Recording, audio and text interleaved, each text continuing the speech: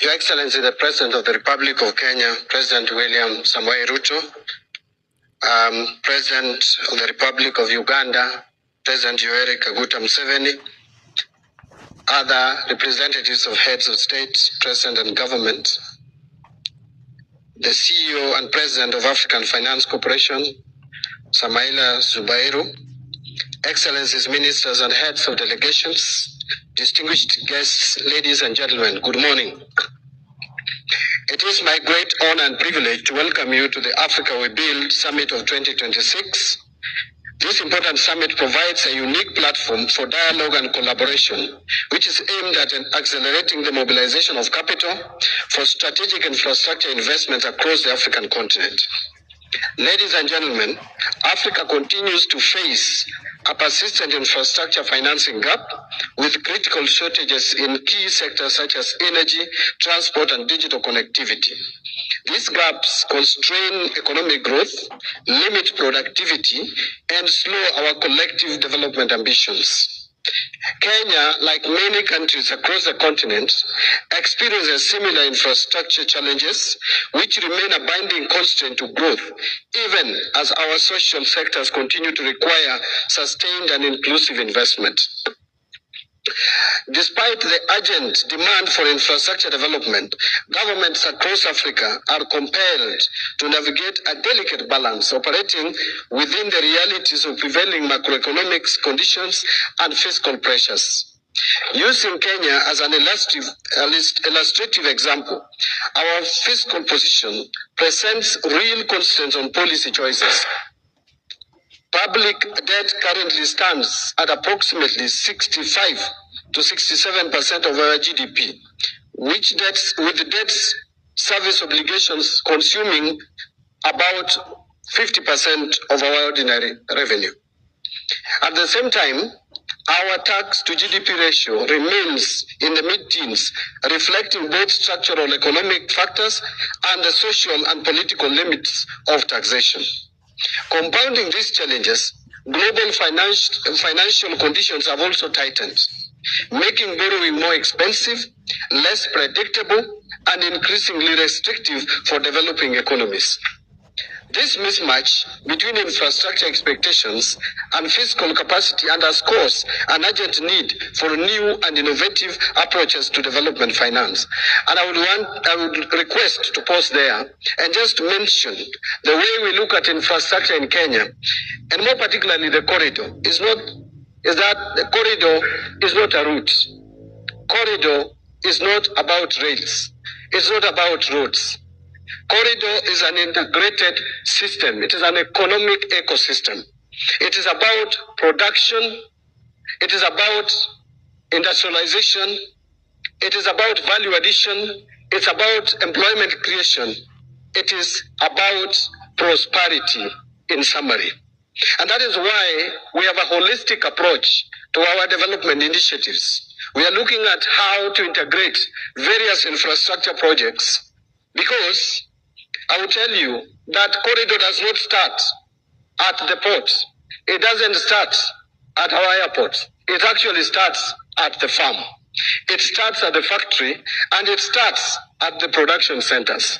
It is how you connect production centers to markets. That is what is important. That is why you must also remember, as you do the rails, as you do airways, airports, as do you do trunk roads, that feeder roads are equally important. So we must have a system where feeder roads connect to trunk roads connect to meter gauge railway, because standard gauge railway should not be a replacement of meter gauge railway, but should be blending and integrating with meter gauge railway. Then meter gauge railway should lead you to a dry port, which then should connect through SGR to seaports and airports. That is when now you have a corridor that is complete, a corridor that gives value, a corridor that moves you from rhetoric to deliveries, because what we need is not political statements. It's not about rhetoric. It's about delivery. But this requires bold and sometimes uncomfortable decisions have to be made. and therefore we require bold and courageous leaders in this space.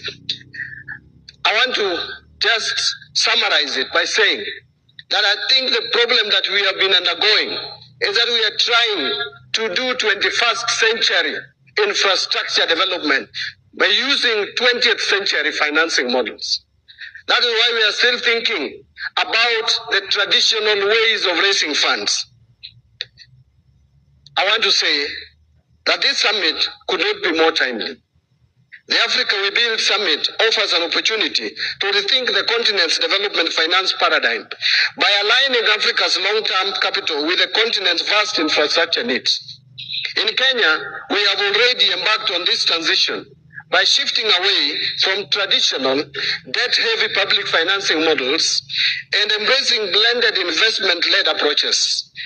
A key example is the recent establishment of the National Infrastructure Fund, a fund that we have established with an initial capital or seed capital of about $3 billion US, which resources we have sourced or raised from divestiture and privatization of capital assets or public capital assets.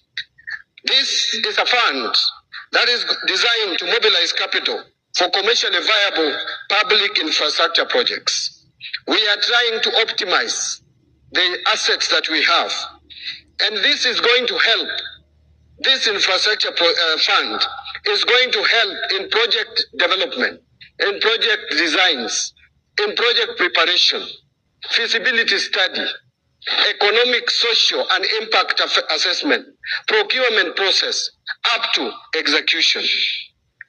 We are also advancing other innovative financing mechanisms, including securitization, more particularly in the road sector. This is what we call an intelligent and integrated optimization of the use of our assets. And I want to put it this way, that we are looking at a country, and we are looking at a region, and we are looking at a continent that will use its assets and not rely on others to optimize the use of those assets and to use the proceeds of those assets for risk restructuring and risk reallocation or allocation. I want to also add the last, which is the revitalization of public-private partnership frameworks to attract private sector investment. As I conclude, Your Excellencies, this summit is expected to serve as a launchpad for bold and transformative decisions that will foster stronger collaboration among African governments, investors, and industrialists to mobilize the capital required to develop the infrastructure that will drive Africa's industrialization and long-term prosperity. Thank you very much, Your Excellencies.